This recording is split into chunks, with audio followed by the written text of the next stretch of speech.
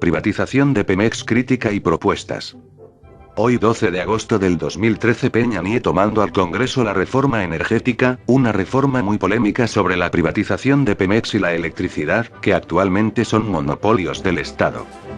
Haremos una revisión histórica del petróleo, si en verdad la propuesta beneficiara a alguien.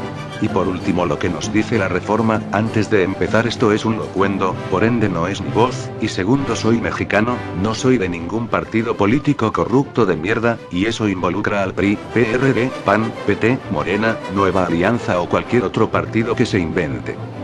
Comencemos. Recordemos que los ingresos petroleros del gobierno federal representan 1/3 de los ingresos. Supongo que ya han escuchado estas cifras, comprobémoslo, para que no les inventen. Vamos a la página de la Secretaría de Hacienda y Crédito Público. Siguiente, vamos a estadísticas oportunas de finanzas públicas. En el cuadro que os digo, pasamos a esta página azul, vamos a gobierno federal y le damos en situación financiera del gobierno federal. Después pasamos a esta página, situación financiera del gobierno federal, bajemos un poco la página, y ahora vamos a ingresos y ubicamos ingresos no tributarios, hidrocarburos. Tomemos las cifras. El concepto de hidrocarburos es de 72.573 millones de pesos, entre el total de ingresos del gobierno federal, que son de 227.137 millones de pesos. Hagamos una simple división. Nos dará algo así como 0.31 décimas, o lo que es lo mismo a 31%. Ahí tienen la proporción que aporta Pemex, de junio del 2012 en la economía, en este caso al gobierno. Lo más importante, que les enseñe dónde se encuentran esos datos, para que lo busquen. Algo de historia. Iré un poco atrás. Recordemos que nuestra constitución data del año de 1917, una constitución muy avanzada a su época, avanzada igual a la constitución de Weimar.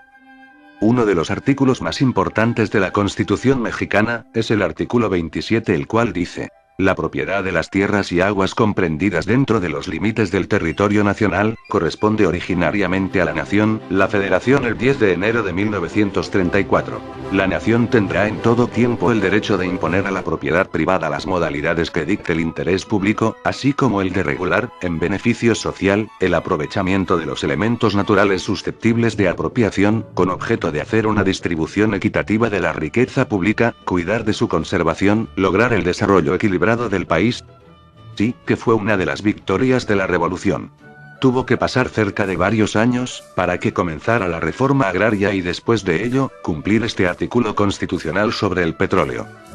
Recordemos que el petróleo estaba en manos de extranjeros, ingleses, gringos, holandeses, principalmente, el cual había injusticias, las más conocidas como la Huasteca.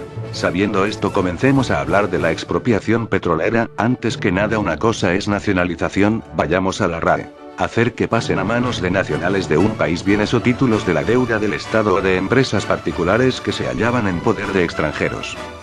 En otras palabras, el gobierno se apropia de la propiedad y no paga ni un peso, mientras que expropiación en la RAE.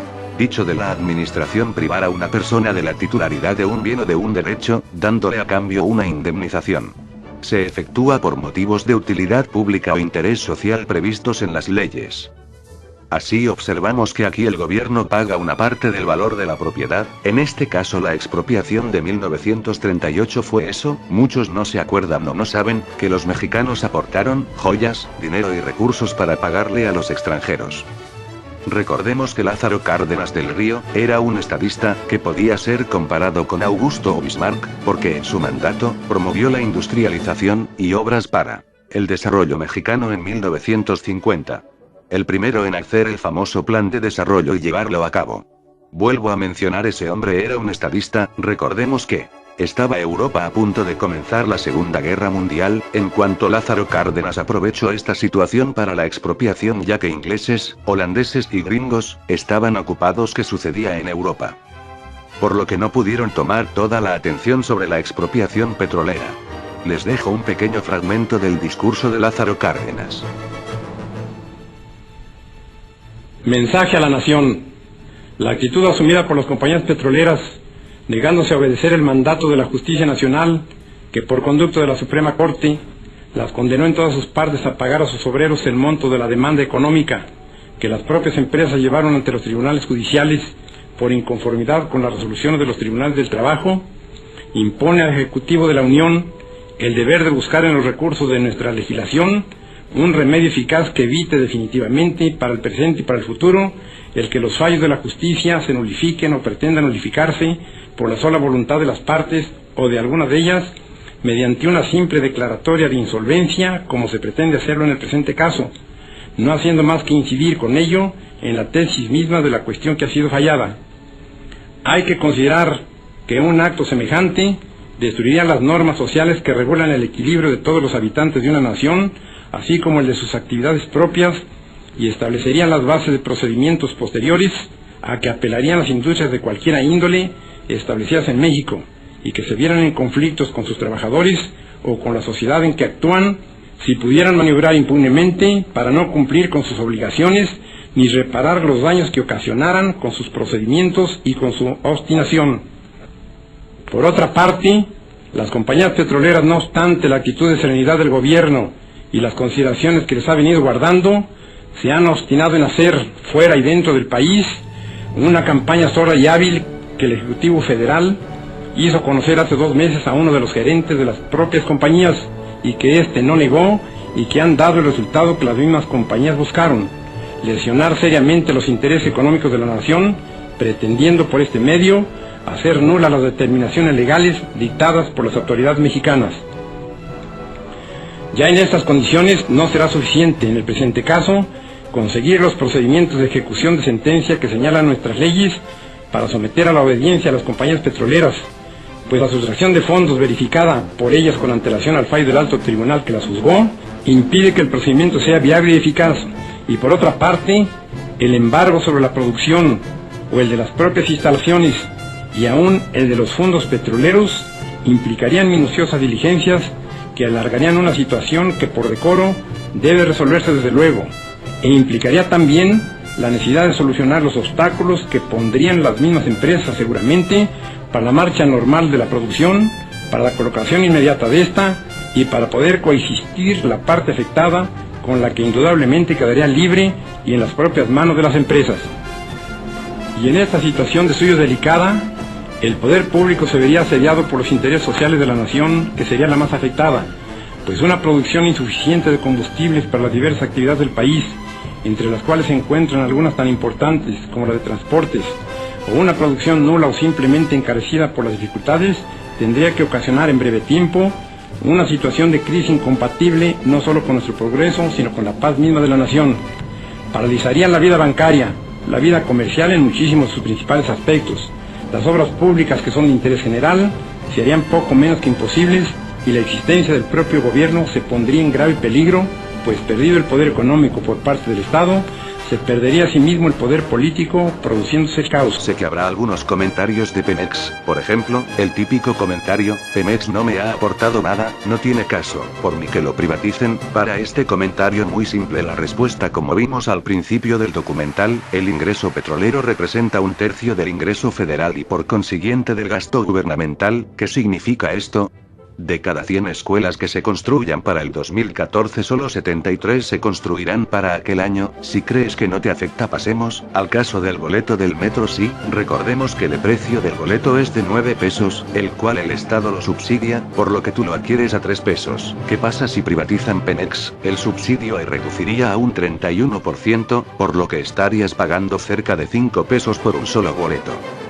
Asimismo, el Estado tendría que sacar más dinero de otro lugar que no fuera Pemex. ¿De dónde crees que lo sacaría? De los impuestos, señores. ¿Qué les parece que les aumenten el IVA a un 18% incluyendo alimentos y medicinas, o que les aumenten el ISR, ingresos sobre la renta, a un 35%? Hay otro argumento que se habla: abramos al extranjero, pues Petrobras, una industria petrolera del Brasil, lo liberó, y ahora genera ganancias, y los privados invierten en ella. Es un argumento que se toma en estos debates. Solo quiero aclarar: primero, Petrobras, antes que nada, recibe dinero del Estado para sus inversiones, en lo que Pemex no recibe ninguna inversión por parte del Estado mexicano. Segunda, dicen que Pemex funcionara como Petrobras porque se dejó que privados extranjeros invirtieran. Ese argumento es falso. Es verdad que Petrobras abrió sus puertas a la privatización, pero hubo un control en el que fueran inversiones nacionales, en este caso brasileñas, a Petrobras, y por otros medios indirectos se les obstaculiza que extranjeros invirtieran en Petrobras. Por eso Petrobras ha sido una empresa que ha repuntado hoy día, porque hay un acuerdo entre brasileños, y reducir las inversiones, o lo que les llaman capitales golondrinos. Profundicemos un poco. Quiero enseñarles un documento que encontré, sobre Petrobras, llamado Petrobras, Petróleo, Finanzas Públicas y Desarrollo, de Carlos Huerta Durán y Flavio Ruiz Alarcón, que al parecer son conocedores del tema, investigadores mexicanos. Uno de ellos, trabaja en Pemex. Veamos, a la primera página del documento encontramos cuáles fueron los factores de éxito de Petrobras. Podemos observar primeramente la intervención del Estado, que fomentó una política de diseño industrial. Número 2, una planificación estratégica de la petrolera, en plan a mediano plazo, así como, la investigación en tecnología y plan de negocios con la universidad, hay como institutos de investigación e innovación. El punto 7, vemos que el sistema financiero otorga créditos a las empresas que proveen a Petrobras, además de la banca de desarrollo, aporta una gran cantidad, así como cadenas productivas, y por última la apertura a inversión privada, un ejemplo contratos de producción compartida.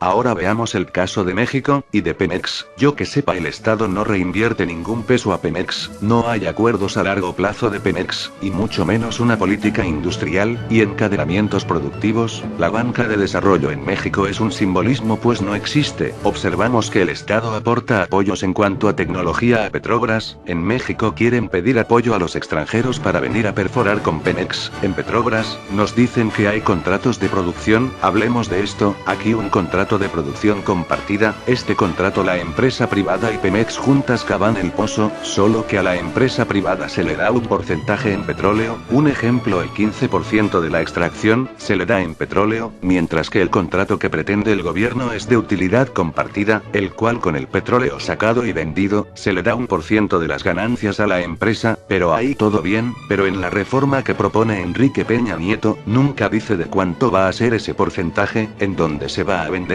quiénes son ya las empresas ya interesadas. Además, en ninguna parte de la reforma nos hablan de cómo se lleva a cabo la operación, ni siquiera dan una explicación de las utilidades compartidas. No se les hace raro, usan el mismo argumento: con la apertura a la inversión privada vamos a mejorar la eficiencia y competitividad. Patrañas los de los políticos. Eso mismo dijeron con la banca nacional, y ahora es banca extranjera que te cobra 50% de interés por un préstamo. Eso mismo dijeron de Telmex, y ahora Telmex es un monopolio con altas tarifas. Eso mismo dijeron con el Tratado de Libre Comercio, y empeoró el país, además que se destruyó el campo, y por último nos dijeron que permitir la privatización nos darían competitividad. El ejemplo más cercano es el de la compañía de luz y fuerza. Ahora la Comisión Federal de Electricidad les manda recibos de 4.000 pesos a casas de 3 focos en la Sierra Tarahumara. Que no mamen. Pasemos a la nueva reforma que quiere implantar Peña Nieto. Volvemos a entrar a la página de Hacienda y Crédito Público. A un costado está un link de reforma energética. Vemos esta imagen. Observemos arriba. ¿No se les hace raro que la página del gobierno haya algo sobre mitos de la reforma financiera? Al parecer están preparados para las críticas de sus opositores. Hay varias, pero no me quiero entretener. Voy a tomar algunos mitos, y veremos que son contradictorios.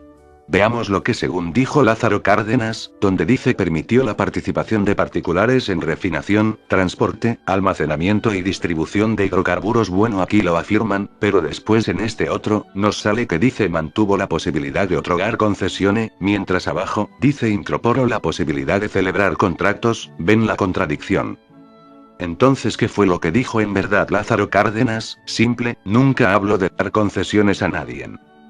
Veamos esta página. Nos dice que extraer nos cuesta $5-6, lo vendemos a $100 y las ganancias son de 95 pesos por barril de petróleo mexicano. Ustedes estarán dispuestos de dar la mitad de esas ganancias, lo que son 43 pesos, a empresas extranjeras, mientras tú como ciudadano pagues impuestos el doble de lo que pagas hoy. Además, aquí nos dice que sale no es rentable la gasolina. Ya quisiera que se lo digan a todas las personas que usan carro.